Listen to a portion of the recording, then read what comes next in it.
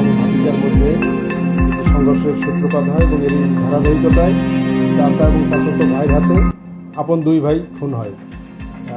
এটা হলো হুরামিয়া এবং শাকিল, দুইজন খুন হয়। খুন হওয়ার সাথে সাথে পুলিশ দ্রুত ঘটনাস্থলের দিকে যায়, গিয়ে এই মারামারিটা থামায়, কিন্তু ততক্ষণে দুইজন সংঘর্ষে আহত হয় এবং হাসপাতালে নিয়ে আসলে কর্তব্যরত চিকিৎসক তাদেরকে মৃত ঘোষণা করে।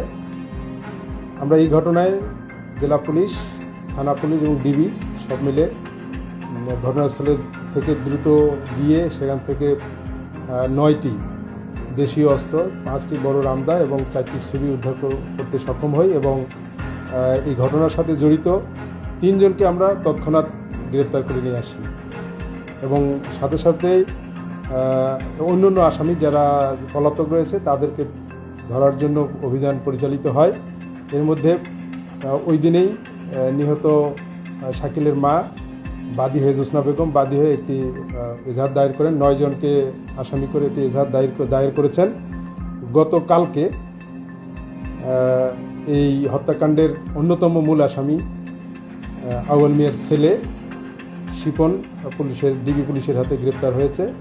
অন্যান্য আসামি গ্রেপ্তারের জন্য আমাদের অভিযান অব্যাহত আছে। আমাদের কথা হলো যে এই হত্যাকাণ্ডের সঙ্গে যে জড়িত থাকুক তাদেরকে আমরা আইনের আওতায় নিয়ে আসবো।